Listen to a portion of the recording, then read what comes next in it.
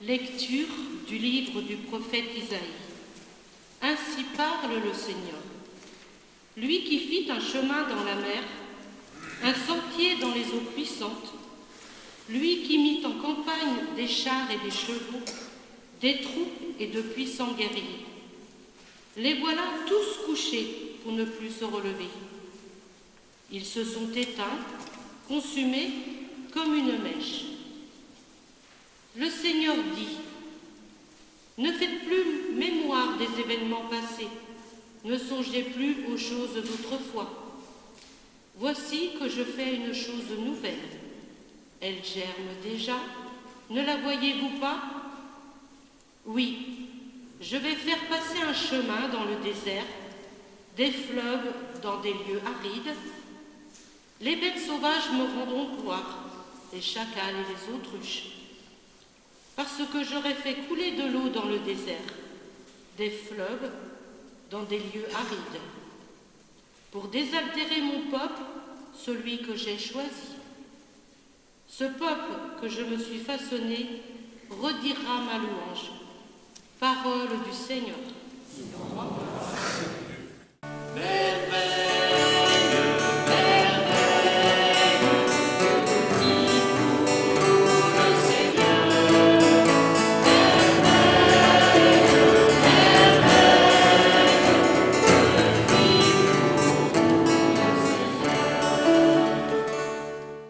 Frères, tous les avantages que j'avais autrefois, je les considère comme une perte à cause de ce bien qui dépasse tout, la connaissance du Christ Jésus, mon Seigneur.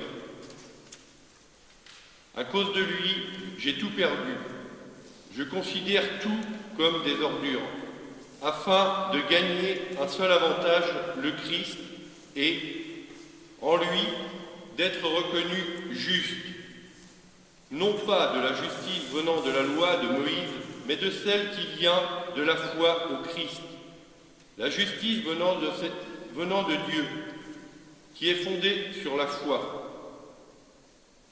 Il s'agit pour moi de connaître le Christ, d'éprouver la puissance de sa résurrection et de communier aux souffrances de sa passion en devenant semblable à lui dans sa mort, avec l'espoir de parvenir à la résurrection d'entre les morts. Certes, je n'ai pas encore obtenu cela, je n'ai pas encore atteint la perfection, mais je poursuis ma course pour tâcher de saisir, puisque j'ai moi-même été saisi par le Christ Jésus. Frères, quant à moi, je ne pense pas avoir déjà saisi cela. Une seule chose compte, oubliant ce qui est en arrière et lancé vers l'avant. Je cours vers le but en vue du prix, auquel Dieu nous appelle là-haut, dans le Christ Jésus. Parole du Seigneur.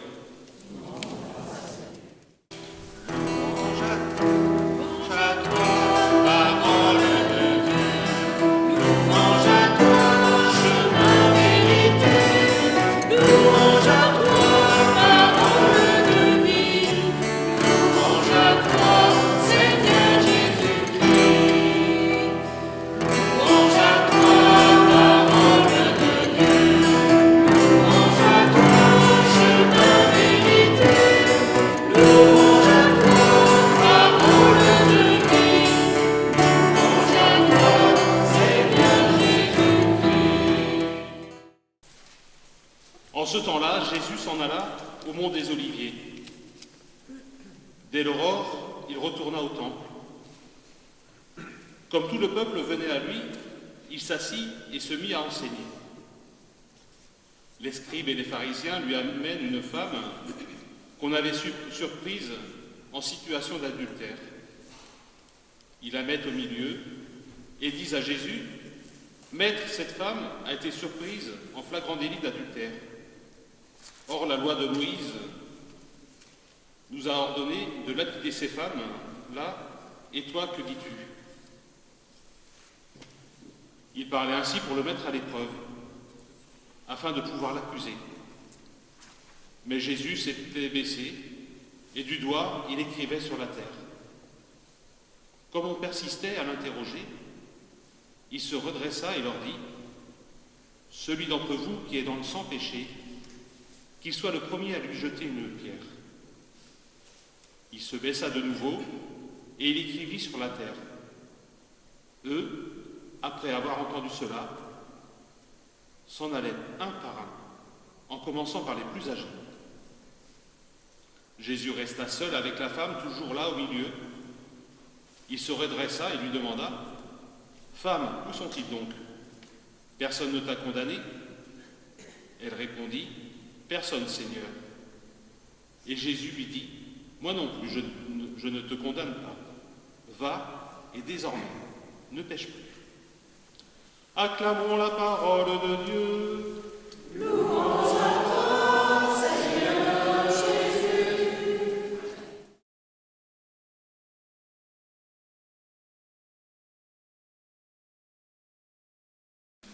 Le risque est grand, en ce dimanche, de ne voir que l'Évangile.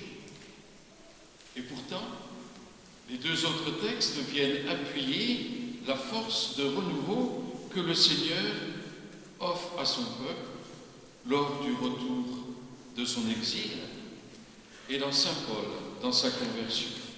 « Voici que je fais une chose nouvelle, dit le Seigneur, par la voix de son prophète. » La puissance d'amour du Seigneur fait refleurir le désert, et son peuple retrouve la joie et la paix.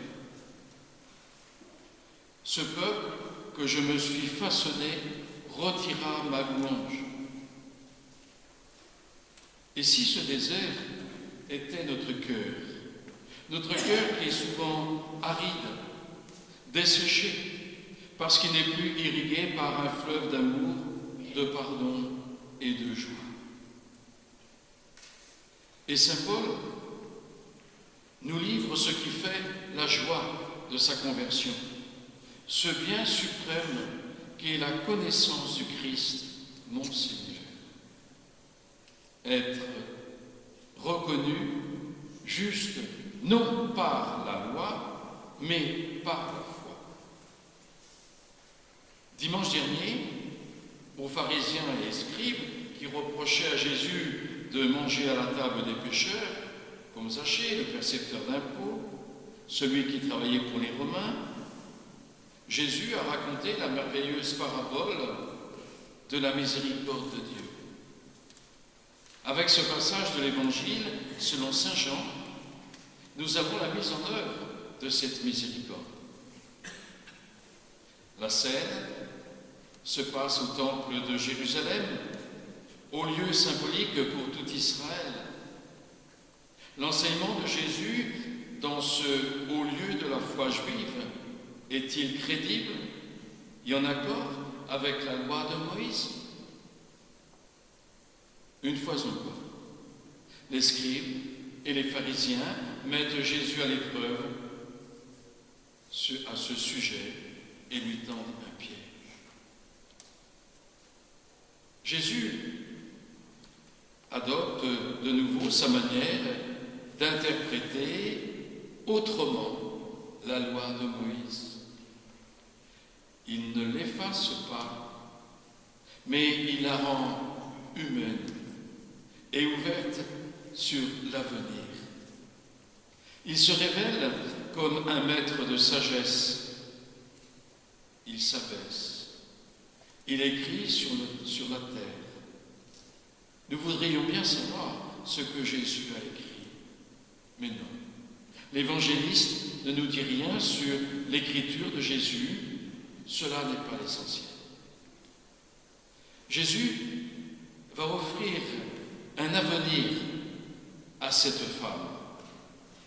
Moïse vous a dit de lapider ces femmes. Moi, je vous dis que celui qui est sans péché soit le premier à lui jeter la pierre.